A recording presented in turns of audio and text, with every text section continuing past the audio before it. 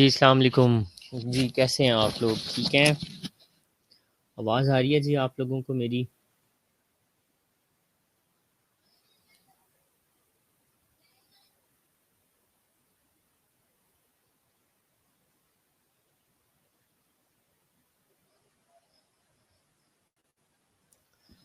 ठीक है जी। सो आई होप आप लोगों ने वो मूवीज़ देख ली हैं जो मैंने सेंड की थी आप लोगों को रिगार्डिंग डिसोसिएटिव फोग और डिसोसिएटिव आइडेंटिटी डिसऑर्डर। हाँ, डीआईडी के बारे में थी जो। देख ली मूवीज़ या नहीं?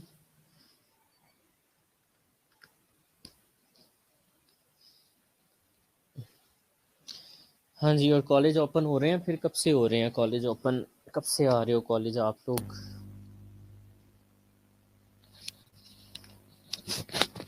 जी।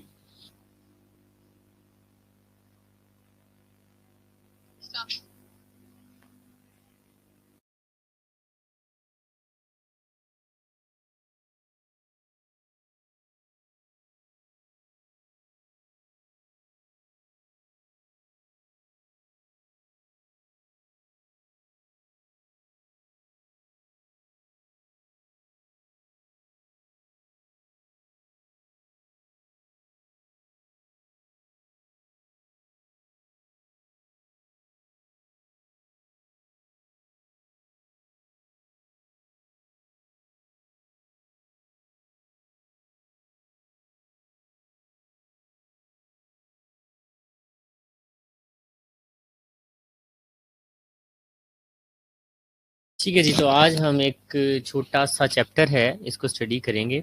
तो वैसे ये सिलेबस में ऐसा सच नहीं है, बट इसमें से कुछ पास्ट पेपर में इसके अंदर से एक दो क्वेश्चंस आए हुए हैं। सो आई थॉट कि ये चैप्टर मैं आप लोगों को ना अकॉर्डिंगली पढ़ा दूं। ठीक है जी। थोड़ा सा बोरिंग टाइप है चैप्टर, डिजीजेस वाला नहीं है, जर्नल सा चैप्टर है, तो ये थोड़ा सा आप लोगों को लगेगा। But the thing is definitely हमने इस चैप्टर को कवर अप तो करना है। सो इसको हम कर लेते हैं। प्लीज इसको भी बाद में आप लोग फिर बुक से पढ़ लीजिएगा, क्योंकि मैंने पीपीटीज में इसमें भी थोड़ा जो मटेरियल है वो हमारा समझ लें कि जो मेन पॉइंट्स हैं वही डाले हुए हैं। चलें स्टार्ट करते हैं। So treatment setting and therapeutic programs. तो ट्रीटमेंट सेटिंग क्या होती है वैसे? Any idea? किसी को पता हो ट्रीटमेंट सेटिंग किसे कहते हैं? जी।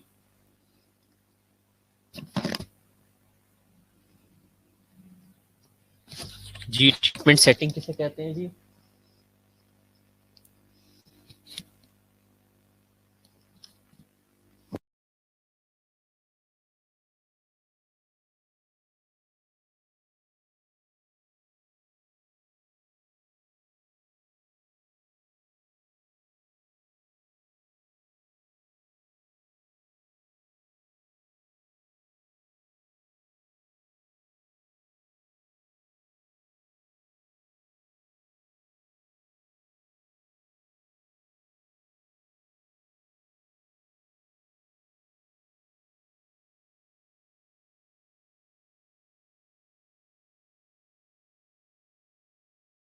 जी, जी, जो वो एनवायरनमेंट जहाँ पे ट्रीटमेंट दिया जाता है। So the thing is so the thing is कहाँ पे ट्रीटमेंट दिया जाता है? मोस्टली हॉस्पिटल सेटिंग होती है बाद, लेकिन जो मेंटली इल पेशेंट्स होते हैं, मेंटल हेल्थ प्रॉब्लम वाले पेशेंट्स होते हैं, इनको बाज़ औक़ात हमें ऐसा ट्रीटमेंट देना होता है कि थोड़ा बहुत हॉस्पिटल में हो जाए, उसके बाद हम इनको कम्युनिटी में इंटीग्रेट कर दें। क्योंकि अगर हम इनको कम्युनिटी में इंटीग्रेट नहीं करते हैं तो ये हॉस्पिटल वाली इन्वायरमेंट के आदी हो जाते हैं और फिर ये वापस कम्युनिटी में जाके इंडिपेंडेंट नहीं हो पाते हैं। ठीक है जी। तो इसलिए हम यहाँ पे देखेंगे ट्रीटमेंट सेटिंग कौन कौन सी तरह की होती है और बेसिकली इन ट्रीटमेंट सेटिंग्स के अंदर किस तरह से पेशेंट को केयर प्रोवाइड की जाती है। इसी बारे में ये चैप्टर है थोड़ा सा। हाँ जी, जी, जी। ड्रग ड्रग अब्यूज़ के पेशेंट्स के लिए भी ट्रीटमेंट सेटिंग ज़रूरी होती है, और शिज़ोफ्रेनिया, सुसाइडल क्लाइंट्स, तो बॉर्डरलाइन पर्सनैलिटी डिसऑर्डर, इन लोगों के लिए जो है ना स्पेशल किसी जगह पे रख के इनको ट्रीट किया जाता है। चलें एनी हाउ, तो ट्रीटमेंट सेटिंग के अंदर जो सबसे पहली ट्रीटमेंट सेटिंग है that is in patient hospital treatment. ठीक है, जिस तरह हम फिजिकल इलनेसेस का जो है ना ट्रीटमेंट लेते हैं, इसी तरह से साइकेट्रिस्ट इलनेसेस के लिए भी हॉस्पिटल्स होते हैं जहाँ पे पेशेंट्स को रखा जाता है, अकॉर्डिंगली उनको ट्रीट किया जाता है। ठीक है, सो क्यों इन पेशेंट हॉस्पिटल में कौन कौन से पेशेंट्स आते हैं जिनकी रैपिड असेसमेंट करनी हो, नया नया डायग्नोस करना हो डिसऑर्डर, उनको उनके सिम्टम्स को स्टेबलाइज करना हो, सिम्टम्स को स्टेबलाइज करके मोस्टली पेशेंट्स को फिर डिस्चार्ज कर दिया जाता है। डिस्चार्ज प्लानिंग की जाती है वहाँ पे कि पेशेंट को कम्युनिटी के अंदर किस तरह से इंटीग्रेट करना है। बेसिकली इन पेशेंट हॉस्पिटल्स के अंदर जैसे हमारे नॉर्मल हॉस्पिटल्स होते हैं, इसी तरह साइकेट्रिक हॉस्पिटल्स के अंदर सारी मल्टी डिसिप्लिनरी अप्रोच अवेलेबल होती है। वहाँ पे और भी स्पेशलिटी के डॉक्टर्स और नर्सेज, पैरामेडिकल स्टाफ अवेलेबल होता है। शॉर्ट इन पेशेंट स्टेज होते हैं जी, उसके बाद short hospital stays were as effective as longer hospital stays. तो पहले जो हॉस्पिटल का कॉन्सेप्ट होता था वो ये होता था कि हॉस्पिटल्स को भर के रखा जाए, ठीक है, पेशेंट से, लेकिन अब हमारा होता है कंसर्न कि हॉस्पिटल्स को खाली रखा जाए, इसलिए ताकि और जो हमारे पेशेंट्स हैं उनको उनकी टेक केयर का हमें मौका मिल सके और उनको जो है ट्रीटमेंट वगैरह प्रोवाइड किया जा सके। हॉस्पिटल के बेड्स एज पॉसिबल एज जो है ना इनको अब खाली रखने का रुझान है। उसके बाद जनाब इन पेशेंट हॉस्पिटल के अंदर कुछ लॉन्ग स्टे क्लाइंट्स होते हैं। तो मैंने जैसा कि आपको बताया कुछ बीमारियां हैं, कुछ मेंटल हेल्थ प्रॉब्लम्स हैं जिनके क्लाइंट्स को लॉन्ग टाइम के लिए स्टे जो है ना वो करवाया जाता है या फिर करवाना पड़ता है। ठीक है जी, तो ये बीमारियां कौन कौन सी हैं, जैसे ड्रग अब्यूज़ के पेशेंट्स हैं, या फिर शिज़ोफ्रीनिया है, या फिर वो पेशेंट जो कि सुसाइडल हैं, अपने आप को नुकसान पहुंचा सकते हैं, वो पेशेंट जो दूसरों को नुकसान पहुंचा सकते हैं, बॉर्डर लाइन पर्सनैलिटी डिसऑर्डर के कुछ पेशेंट्स होते हैं, तो इनको बाज़ लॉन्ग टर्म के लिए हॉस्पिटल में स्टे करवाना पड़ता है। सही है, तो long stay are people with severe and persistent mental illness who continue to require acute care services despite the current emphasis of decrease hospital stays. Still हमें कुछ पेशेंट्स को हॉस्पिटल में रखना पड़ता है क्योंकि उनकी ज़रूरत होती है रहने की, उनकी बीमारी की वजह से। उसके बाद एक कॉन्सेप्ट है जी हॉस्पिटल हॉस्टल्स का। a unit within a hospital that designed to be more home like and less institutional। ठीक है जी, वो पेशेंट जिनको हॉस्पिटल बहुत ज़्यादा देर के लिए रहना पड़ता है या फिर उनको और कोई ठिकाना नहीं होता रहने का, उनके लिए फिर हॉस्टल लाइक हॉस्पिटल्स की एक वार्ड या हिस्सा बनाया जाता है जिसमें सारी फैसिलिटीज़ होती हैं और वहाँ पे क्लाइंट्स जो है ना वो फैमिली की तरह जो है ना एक दूसरे के साथ रह सकते हैं। जी कौन है जी मेंटल हॉस्पिटल में, है कोई इस तरह का यूनिट हमारे पास? कौन करता है उधर काम जी? उसके बाद केस मैनेजमेंट है। तो केस मैनेजमेंट बिल्कुल वैसे ही होती है जैसे हमने मैनेजमेंट के अंदर केस मैनेजर्स पढ़े हैं। तो बेसिकली उसी तरह से जो है ना यहाँ पे केस मैनेजर होता है मेंटली पेशेंट का, और वो उसकी सारी प्लानिंग्स, उसके रेफरल्स, उसके अपॉइंटमेंट्स को जो है ना मैनेज करता है। तो मैंने पूछा ये है कि अगर कोई मेंटल हॉस्पिटल में काम करता है तो वो मुझे ये बताए क्या हमारे यहाँ ये वाला कॉन्सेप्ट है, कुछ तरह की वार्ड है जैसा कि ये लिखा हुआ है हॉस्पिटल हॉस्टल्स। जी, तो ये थी इन पेशेंट ये थी जी इन पेशेंट ट्रीटमेंट सेटिंग। इन पेशेंट ट्रीटमेंट सेटिंग के बाद जो दूसरे नंबर पे चीज़ आती है वो जी पार्शियल हॉस्पिटलाइजेशन प्रोग्राम। इन पेशेंट हॉस्पिटल सेटिंग में ये था कि पेशेंट जो है उसको डेफिनेटली एक टाइम पीरियड के लिए हॉस्पिटल के अंदर पूरी तरह से रहना पड़ता है। लेकिन अगर हम ट्रीटमेंट पार्शियल हॉस्पिटलाइजेशन प्रोग्राम जो दूसरे नंबर पे हमारा प्रोग्राम है उसको देखें, तो उसमें बेसिकली ये होता है कि पार्शली एक पेशेंट को हॉस्पिटलाइज किया जाता है या इंस्टीट्यूशनलाइज किया जाता है, जैसे मेंटल हेल्थ असाइलम्स होते हैं, फाउंटेन हाउस है, या मेंटल हॉस्पिटल्स होते हैं। ठीक है जी, इसमें बेसिकली क्या होता है कि या तो दिन के टाइम जो पेशेंट है वो हॉस्पिटल में रहता है, रात अपने घर में या कम्युनिटी में गुजारता है, या फिर रात के टाइम पेशेंट को हॉस्पिटल में रखा जाता है और दिन वो कम्युनिटी के अंदर गुजार के आता है।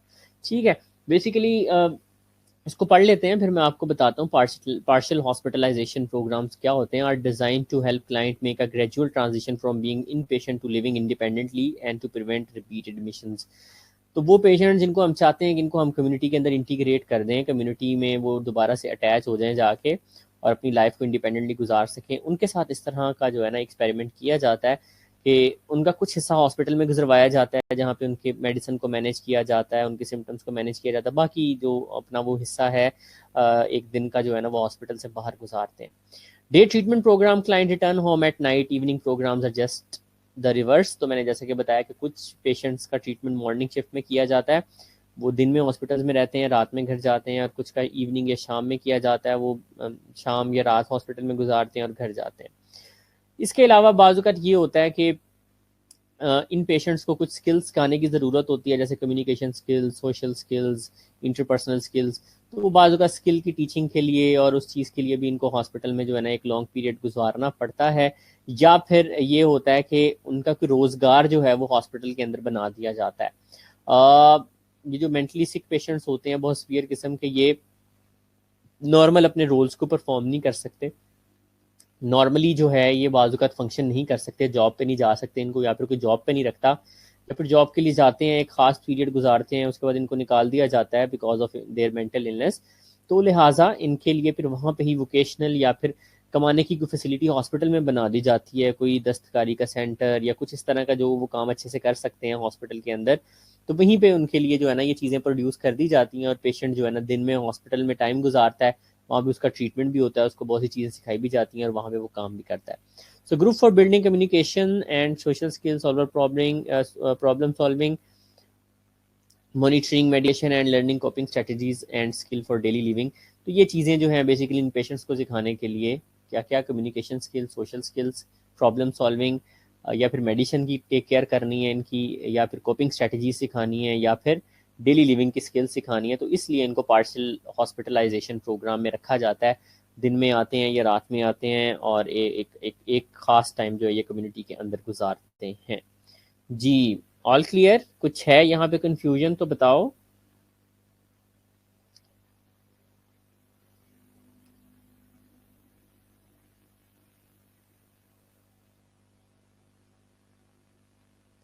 ठीक है जी।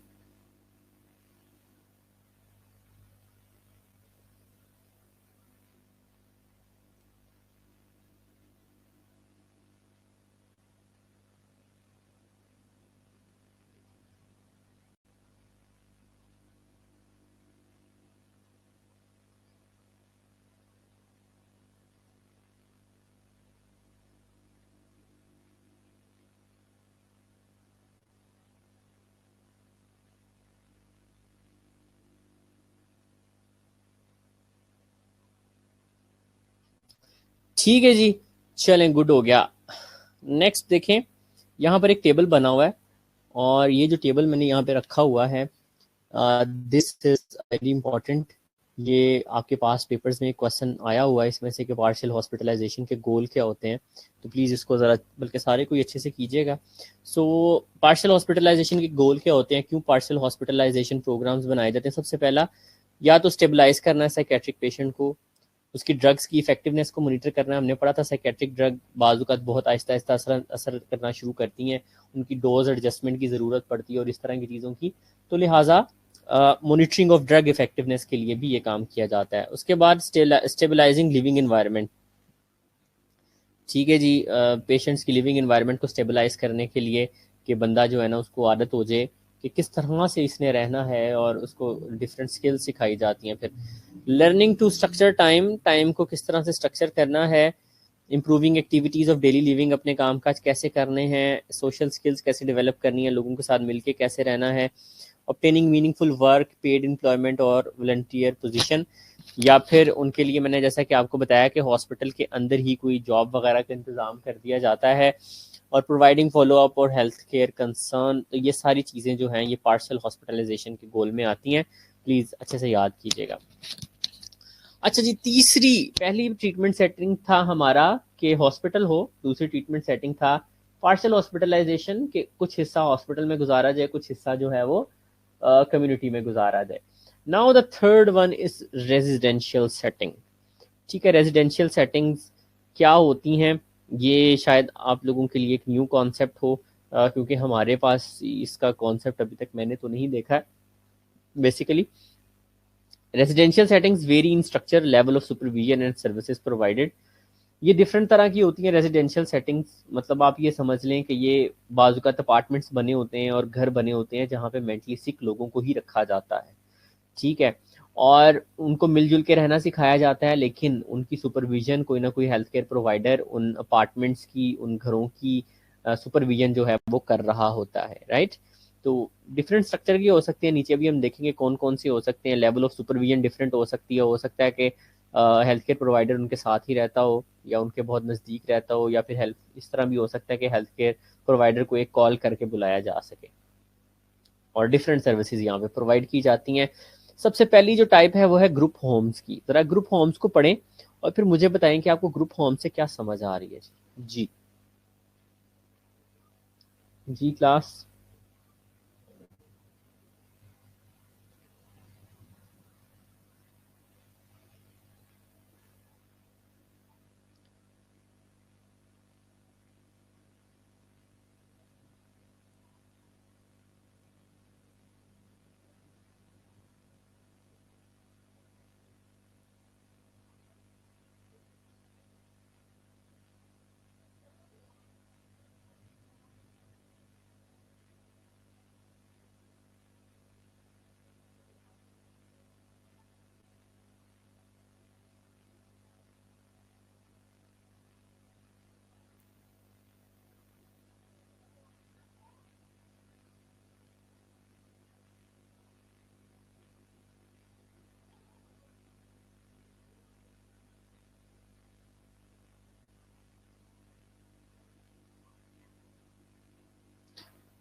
हाँ जी, पढ़ लिया आप लोगों ने? शेयर करें क्या समझ आई है इससे।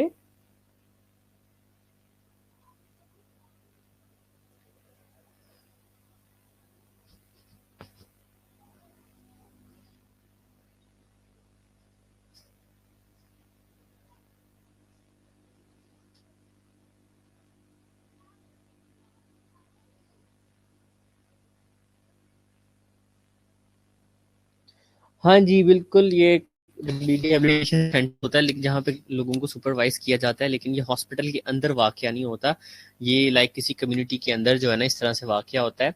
Group homes home house 6 to 10 residents होते हैं। वहाँ पे मेंटली लोगों को रखा जाता है इकट्ठे, who take turn cooking meals, sharing household chores under the supervision of 1 or 2 staff person. तो एक दो स्टाफ पर्सन होते हैं जिनके अंडर रहते हुए उनको सोशल स्किल्स कि आपस में कैसे उन लोगों ने कोऑपरेट करना है, और डिफरेंट डेली लिविंग की एक्टिविटीज़ उनको सिखाई जाती है, डिसीजन मेकिंग सिखाई जाती है, एक घर में किस तरह से रहना है, लोगों के साथ मिलजुल के कैसे रहना है, ये चीज़ें सिखाई जाती हैं, लेकिन उन लोगों को सुपरवाइज किया जाता है, ठीक है। सुपरवाइज्ड अपार्टमेंट्स होते हैं बाजुकात, ये बहुत सारे अपार्टमेंट्स होते हैं, वहाँ पे इस तरह मेंटली सिक लोग रह रहे होते हैं, उनको सुपरवाइज किया जाता है, या फिर बोर्ड केयर होम्स होते हैं। उसके बाद अडल्ट फोस्टर केयर्स होती हैं। अडल्ट फोस्टर होम में care for 1 or 3 clients in family like atmosphere. तो अडल्ट फोस्टर होम्स के अंदर अडल्ट क्लाइंट्स को जो है 1 to 3 क्लाइंट्स को एक फैमिली लाइक एनवायरनमेंट के अंदर केयर प्रोवाइड की जाती है। उसके अलावा crisis resolution respite care centres होते हैं, इनको रिस्पाइट हाउसेज भी कहा जाता है और क्राइसिस हाउसेज सर्विसेज भी कही जाता है। For client in need of short term temporary shelter, बाज़ क्लाइंट्स होते हैं उनको उनकी फैमिलियाँ अबेंडेंट कर देती हैं, छोड़ देती हैं, और वो क्राइसिस सिचुएशन में आ जाते हैं। तो उन लोगों के लिए ये इस तरह के होमिंग फैसिलिटीज़ कायम की जाती हैं, ताकि उनका जब क्राइसिस रिजॉल्व हो उसी दौरान उनके लिए एम्प्लॉयमेंट भी सर्च की जाती हैं और इस तरह की चीज़ें। तो उसके बाद उनको दोबारा से कम्युनिटी में री इंटीग्रेट कर दिया जाता है जी। सो ट्रीटमेंट सेटिंग को कंटिन्यू करते, residential setting, involving consumer house और ग्रुप लिविंग सिचुएशंस होती हैं। वहाँ पे ग्रुप में लोग रहते हैं। Residents make transition from group home to residence where they fulfil on responsibilities and function without on site supervision. आखिरकार जब लगता है हेल्थ केयर प्रोवाइडर्स को कि पेशेंट जो है उसकी स्किल्स अच्छी हो गई हैं, वो थोड़ा बेहतर हो गया है, वो कम्युनिटी में चल सकेगा, फिर उसको कम्युनिटी में इंटीग्रेट कर दिया जाता है रेजिडेंशियल सेटिंग से। हाँ जी, ट्रांजिशन केयर होती है। ट्रांजिशनल केयर के अंदर peer support of previous client, जो पहले के हमारे क्लाइंट्स होते हैं बाजू का, तो उनसे पीयर सपोर्ट ली जाती है, या फिर bridging staff, health care staff होता है जो कि पेशेंट्स को सपोर्ट करता है। जी, तो ये इसका जवाब बताएं मुझे, फॉल्स है या ट्रू है। जी class.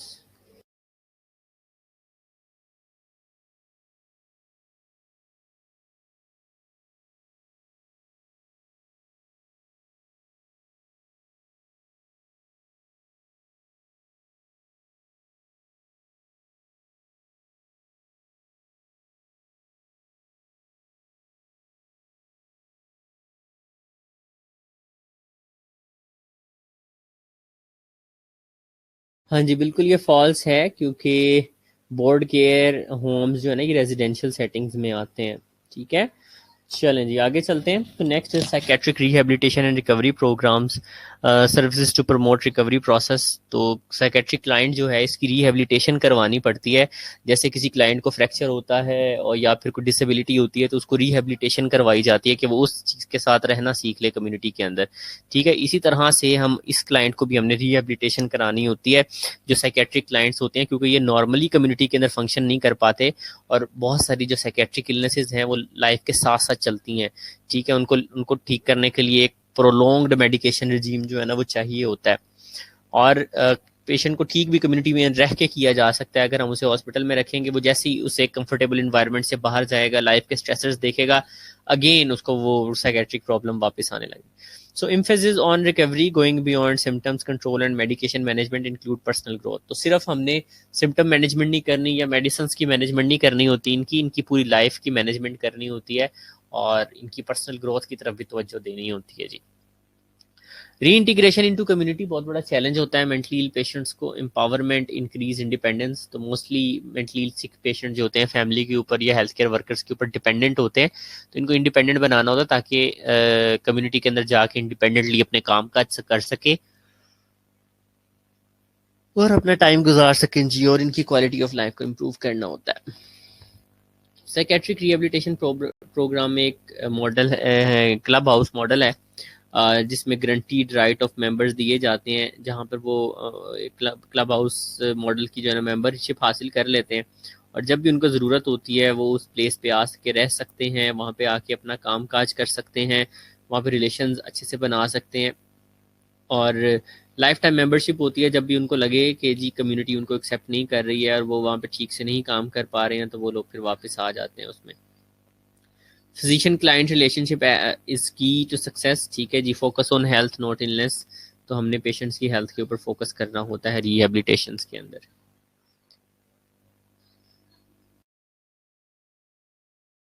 Next is assertive community treatment. So assertive community treatment या एसीटी क्या है? बेसिकली मार्क्स टेस्ट और स्टेन ने ये आइडिया 1973 के अंदर पेश किया था।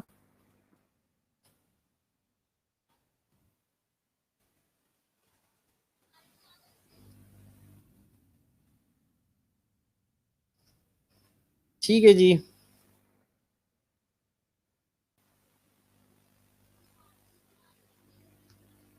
बेसिकली इसके अंदर क्या होता है, one of the most effective approach होती है इसमें इसमें पेशेंट्स को जो है प्रॉब्लम सॉल्विंग, सोशल स्किल्स और कम्युनिकेशन स्किल्स, लाइफ कैसे गुजारनी है, एक्टिविटीज़ ऑफ डेली लिविंग, इस तरह की सारी चीज़ें इस प्रोग्राम के अंदर इंक्लूडेड होती हैं।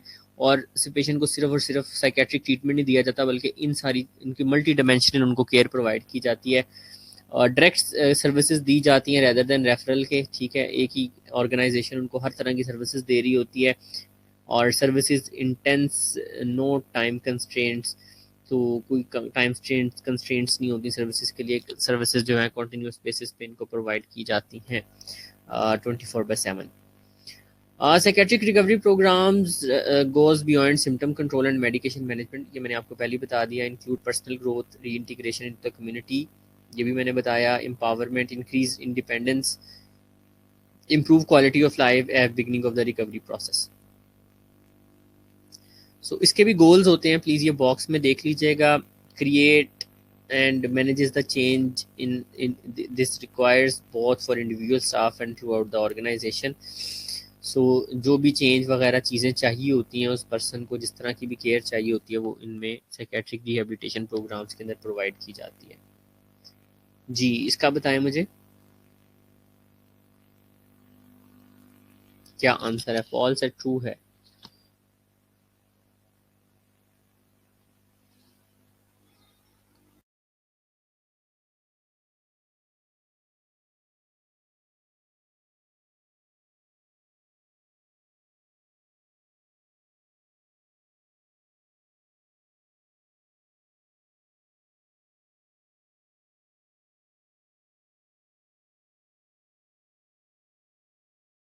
फॉल्स क्यों है? क्यों फॉल्स है? क्योंकि ये जो है साइकेट्रिक रिहेबिलिटेशन प्रोग्राम में चीज़ें इंक्लूड होती हैं, रिलेशनशिप बिल्डिंग एंड एवरीथिंग।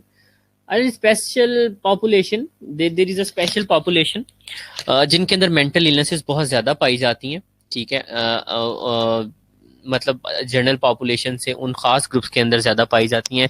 अब वो कौन कौन सी स्पेशल पॉपुलेशन है, उनके अंदर सबसे पहले होमलेस लोग आ जाते हैं, जो कि जिनके पास अपना घर नहीं होता या जो घर के अंदर नहीं रहते, सड़क किनारे और इधर उधर रहते हैं। तो इन लोगों के अंदर भी साइकेट्रिक इलनेसेस बहुत ज़्यादा पाई जाती हैं। वो लोग जो जेल्स में ज़्यादा टाइम जिन्होंने स्पेंड किया होता है, उनके अंदर साइकेट्रिक इलनेस बहुत ज़्यादा पाई जाती हैं। वो लोग जो होमलेस रहे होते हैं बड़े लॉन्ग पीरियड के लिए, सड़कों पे सोए होते हैं या उनको कोई रहने का ठिकाना प्रॉपर नहीं होता, उनके अंदर भी ये जो है ना ज़्यादा पाई जाती हैं। वो लोग जो शेल्टर होम्स जैसा कि आप कह सकते हो दारुल अमान है और इस तरह की जगह हैं, जो लोग इस तरह की जगहों पे रहे होते हैं, जगह चाइल्ड केयर सेंटर हैं या फिर ऐसी जगह जहाँ पे यतीम बच्चे वगैरह रहते हैं, इस तरह की जगहों पे जो लोग ज़्यादा रहे होते हैं, उनके अंदर भी मेंटल इलनेसेस ज़्यादा पाई जाती हैं। वो लोग जो कि फैमिली के साथ बहुत कम टच में रहते हैं, उन लोगों के अंदर भी मेंटल इलनेसेस ज़्यादा पाई जाती हैं। Face greater barrier to employment, वो लोग जिनके पास जॉब नहीं होती या जॉब जल्दी उनको मिलती नहीं है, उनके अंदर भी साइकेट्रिक इलनेसेस का रेशो ज़्यादा होता है। जी बिल्कुल। तो उनके लिए pass program, access program, demonstration project है, इनको आप प्लीज़ बुक से देख लीजिएगा। ये अमेरिकन प्रोग्राम्स हैं कुछ, तो यहाँ पे मैं इनकी डिटेल नहीं बताता हूँ। तो स्पेशल पॉपुलेशन में सबसे पहले prisoners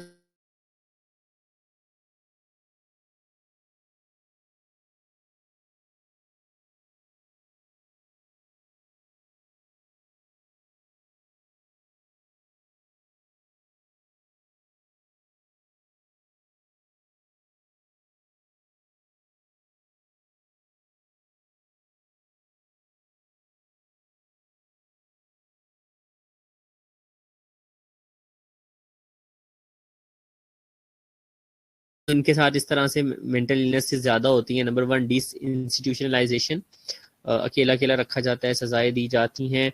more rigid criteria for civil commitments, अगर किसी ने को जुर्म किया है तो उसके लिए फिर बड़े स्ट्रिक्ट किस्म के लॉज होते हैं। लैक ऑफ एडिकेट्स कम्युनिटी सपोर्ट, तो जो लोग प्रिजन्स में होते हैं मोस्टली उनकी फैमिलीज भी उनका साथ छोड़ देती हैं, ठीक है, क्योंकि उनको स्टिग्मा होता है बदनामी का and all that. Economization of the treatment for mental illness, mental illness का ट्रीटमेंट महंगा है, तो जेल के अंदर किसी को कोई अगर स्ट्रेसर्स आते हैं तो वो कोई साइकोलॉजिस्ट या इस तरह की चीज़ अवेलेबल नहीं होती। जी मरियम, मैंने आपका ही आंसर किया है कि बिल्कुल सही है। हॉस्टल में रहने वालों को भी मतलब इंक्रीज रिस्क हो सकता है, क्योंकि उनका फैमिली के साथ इतना कॉन्टेक्ट ज़्यादा नहीं होता। So attitudes for police and society, society भी उनको स्टिग्मेटाइज करती है, और पुलिस का एटीट्यूड तो आपको पता ही है कि रोड पे कैसा होता है तो जेल में कैसा होता होगा। जी, criminalization of mental illness, mental illness को क्रिमिनलाइज इस तरह से किया जाता है कि मतलब मोस्टली क्रिमिनल्स जो होते हैं वो मेंटली सिक होते हैं ना, आम बंदा तो नहीं करता होता, और उनको जब ट्रीटमेंट भी ना मिले और वो इस तरह से जेल में रहें और उनको मेंटल इलनेस भी हो, तो वो चीज़ें वर्स हो जाती हैं।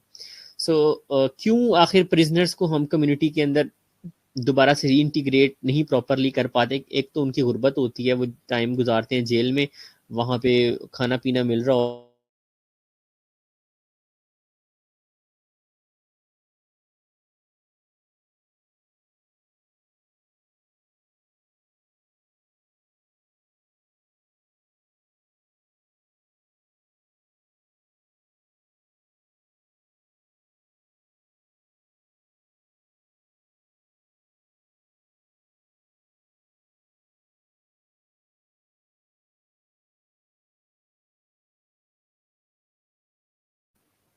दूसरी जो स्पेशल पॉपुलेशन है जिनके अंदर मेंटल इलनेस बहुत ज़्यादा पाई जाती है, जी उनका नाम है जी मिलिट्री एंड वेटरन्स, मिलिट्री के लोग, फौज के लोग, ये मरीन्स के लोग, ठीक है, क्योंकि ये लोग भी काफ़ी सारा टाइम अपनी फैमिली और इस तरह की चीज़ों से दूर गुजार देते हैं, तो उनके अंदर भी मेंटल इलनेस के चांसेस बहुत ज़्यादा होते हैं। तो कौन सी मेंटल इलनेसेस इन लोगों में पाई जाती हैं? जी PTSD, post traumatic stress disorder बहुत पाया जाता है इनमें। मेजर डिप्रेशन इन लोगों के अंदर पाया जाता है ज़्यादा, rather than civilian counter part. Civilian जो एक आर्मी के लोग होते हैं, एक सिविलियंस होते हैं, जैसे हम लोग हैं, हम सिविलियंस हैं, तो जो आर्मी मैन होते हैं उनके अंदर ये बीमारियां ज़्यादा पाई जाती हैं। और क्या क्या उनके अंदर मेंटल सिकनेस के हवाले से पाया जाता है, उसमें सुसाइड, होमिसाइड, किसी और को मारना, इंजरीज और फिजिकल इलनेस, स्लीप डिसऑर्डर्स बड़े होते हैं, सब्सटेंस अब्यूज होती है, मैरिटल एंड फैमिली डिसफंक्शन इनके अंदर बहुत ज़्यादा पाया जाता है जी। ठीक है, क्योंकि वो होम घरों से दूर रहते हैं, बाज़ औक़ात स्लीप के अंदर भी उनको प्रॉपरली टाइम नहीं मिलता सोने वगैरह का, और बाज़ औक़ात उनके साथ इस तरह के ट्रॉमेटिक इवेंट्स हो जाते हैं भाई कि मतलब उनके सामने उनके बहुत करीबी किसी की जो है ना उनको डेथ्स हो जाती हैं, या फिर बाज़ औक़ात वो किसी ऐसे महाज से वापस आते हैं जहाँ पे उनकी बस वो डेथ के बिल्कुल करीब जा चुके होते, तो इसलिए इनके अंदर भी मेंटल इलनेस बहुत ज़्यादा होती है। Reluctance to seek treatment, military के लोग मोस्टली जब उनको मेंटल इलनेस हो भी जाए तो वो उसका ट्रीटमेंट लेने नहीं आते, क्योंकि हमें पता है कि मिलिट्री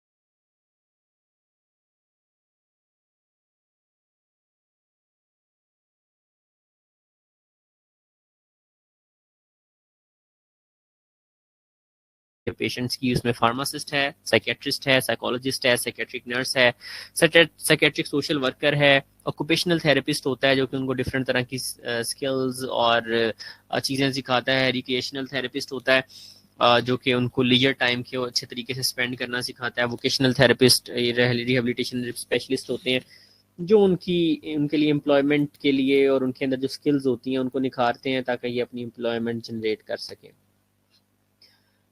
क्या क्या स्किल्स होनी चाहिए अगर कोई मेंटली पेशेंट्स को डील कर रहा है, ये इंटरडिसिप्लिनरी, ये core skills are very important.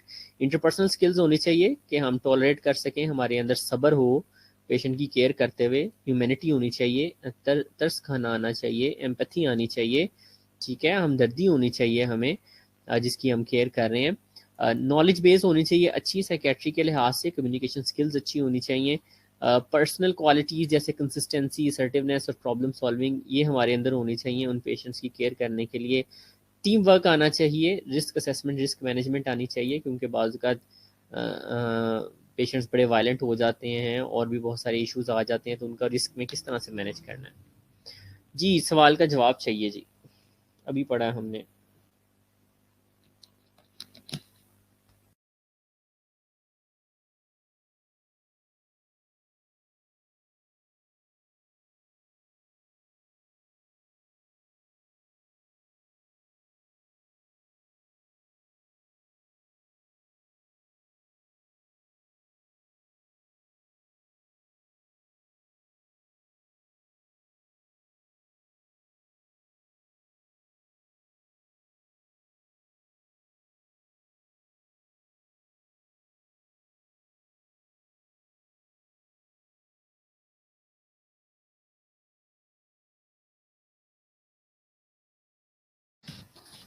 हाँ जी, इसका आंसर क्या है?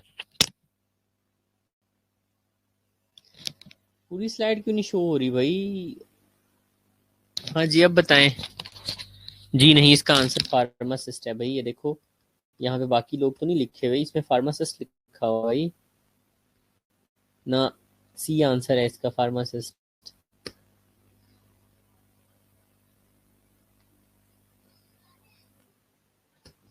चलें, psycho social nursing in public health and home care. कहते हैं परहेज इलाज से बेहतर, तो हमें पब्लिक हेल्थ के लिहाज से कैसे प्रिवेंट कैसे करना है और उसको किस तरह से प्रिवेंट किया जा सकता है। दूसरा कि कम्युनिटी के अंदर किस तरह से फंक्शन करना है, वहां पे ट्रीटमेंट सेटिंग कैसी होनी चाहिए। तो उसमें सबसे पहले हमारे हाथ में, अभी भी लाइट सी स्लो शो हो रही है, क्या हुआ? अभी भी ठीक नहीं आ रही स्लाइड्स नजर?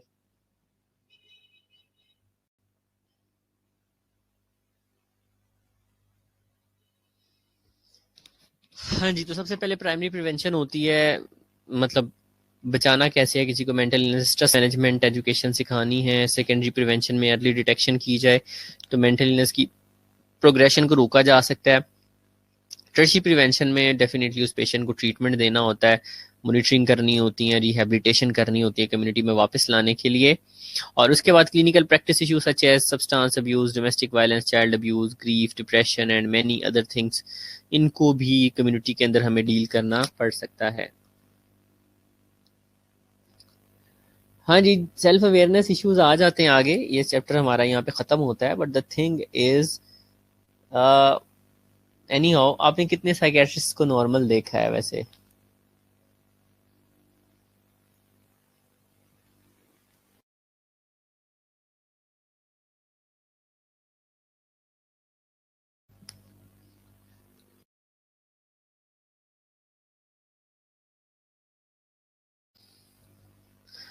हाँ जी, साइकेट्रिस्ट कितने हैं जिनको आपने नॉर्मल देखा हो?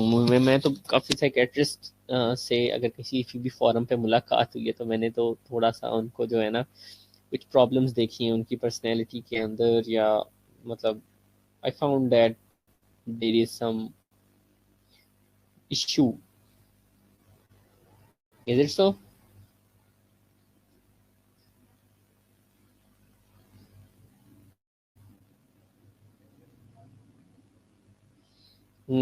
तो ऐसा क्यों होता है? कोई अपनी राय देना चाहेगा इस बारे में?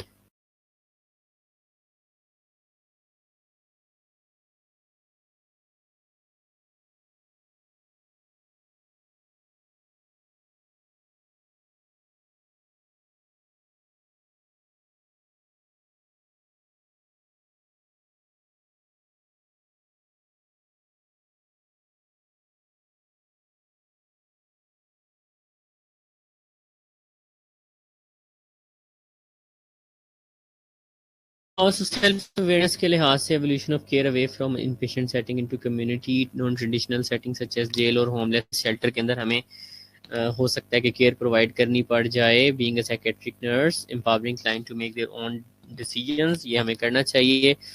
और frustration of work with client having persistent severe mental illness, तो हमें अपनी फ्रस्ट्रेशन को मैनेज करना चाहिए इन क्लाइंट्स के साथ रहते हुए। जी, यहाँ तक कुछ सवाल है तो मुझे आप बता सकते हैं। और इसके बाद जनाब हम अपना नेक्स्ट जो है टॉपिक वो कोई स्टार्ट करते हैं। क्या पढ़ना चाहेंगे जी नेक्स्ट, आप मुझे ये बताएं।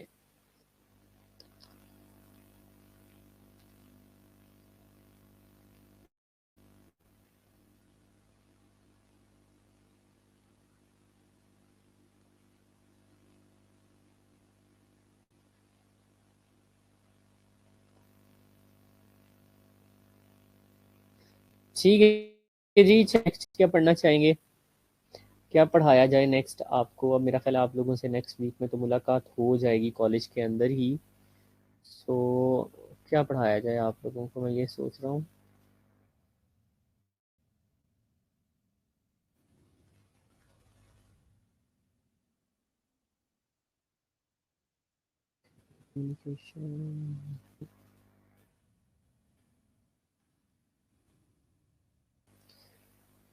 एडिक्शन के लिए भाई और सेल्फ डिफेंस मैकेनिज्म के लिए मैं इंतज़ार कर रहा हूँ कि जब कॉलेज हमारा ओपन हो जाए तो मैं फिर ही आपको वो जो है ना करवाऊँ। सो अभी के लिए हम जो है ना अब्यूज़ एंड वायलेंस स्टार्ट करते हैं जनाब।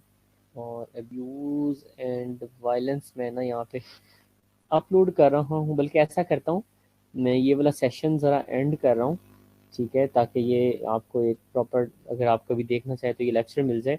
तो मैं ये सेशन एंड करता हूँ, ठीक है। और जो नेक्स्ट स्लाइड है ना वो मैं 6 बजे वाले, सॉरी 5 बजे वाले सेशन के अंदर ऐड करता हूँ। कितने वाले बजे वाला सेशन मैंने स्टार्ट किया था?